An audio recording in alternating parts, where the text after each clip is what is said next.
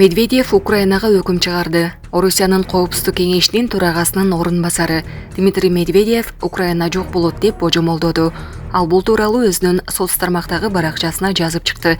Эмне үчүн Украина жок болот? Анткени ал эч кимге кереги жок дейт Медведев. Медведев билдирүүсүндө Европага да, АКШга да, Африка менен Латын Америкасына да, Азияга да, Орусияга да постсоветтик республиканын кереги жок экенин билдирген. Нацистик элита башында турган Украина өз жарандарына керек эмес деп баса белгиледи Коопсуздук кеңешинин төрагасынын орун басары. Си Цзиньпин Зеленский менен сүйлөшүүгө даяр. Кытайдын лидери Си Цзиньпин Украин президенти Владимир Зеленский менен сүйлөшүүгө даярдыгын айтты. Бул тууралуу Еврокомиссиянын төрайымы 6 апрелде билдиргенин Рейтер агенттиги маалымдады. Ушул эле күнү Урсула фон дер Ляйен жана француз президенти Эммануэль Макрон Бейжинде Си Цзиньпин менен жолугушкан. Макрондун айтымында батыш Украин согушуна чекит коюу жана дүйнө державаларынын эки касташкан лагерге бөлүнүп калышын алдын алуу аракеттерине Кытайды тартыш керек. Си Цзиньпин Москва менен Киев мүмкүн болушунча тезирээк тынчтык сүйлөшүүлөрүн өткөрүшөт деп үмүттөнөрүн айтты. Кытай лидери Бейжинде жаңжалды жөнгө салууда ыктымал арачы кылып көргөзүүгө аракеттенгени менен батыш ал Орусияны колдойт деп санайт. Президент Сиден Зеленский менен сүйлөшүүгө даярдыгын угуу кызыктуу болду деп айткан.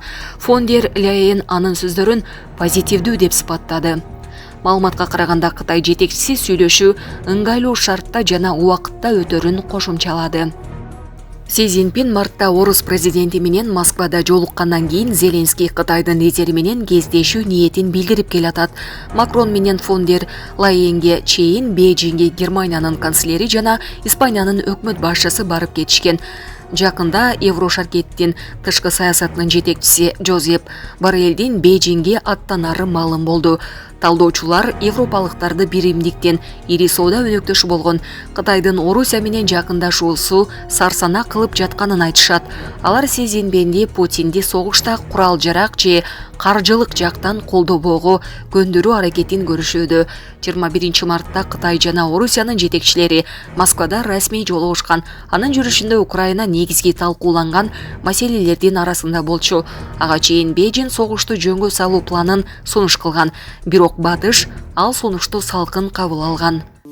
Урматтуу Москва шаарындагы мекендештер, эгерде сиз жакын арада Казакстанга чыгып келүүнү ниет кылсаңыз, сизге тажрыйбалуу айдоочу Нуралы мырзаны сунуштайбыз.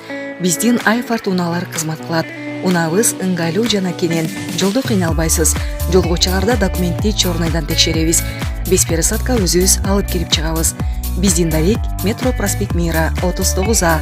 Биздин байланыш номер +7937 762 37 30.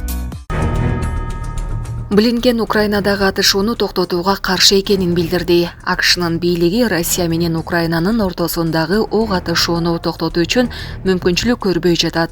Бул тууралуу мамлекеттик катчы Энтони Блинкен билдиргенин РИА Новости жазды. Айрымдар үчүн атышууну токтотуу идеясы азгырыктуу көрүнүшү мүмкүн. Мен муну түшүнөм. Бирок Россия тараптын Украинанын чоң бир аймагын басып алуусун иш жүзүндө мыйзамдаштырууга барабар болсо, анда адилеттүү жана туруктуу тынчтык орнобойт деген ал Фонке басылмасынын маегинде. Ошондой эле Блинкен Россия мындай элдешүүнү аскерлерин кайра топтоп чабуулга өтүү үчүн колдонушу мүмкүн деген тынчсыздануусун билдирген. Ал эми Москва Украина менен сүйлөшүүгө даяр экенин билдирип келет. Булак Спутник KG.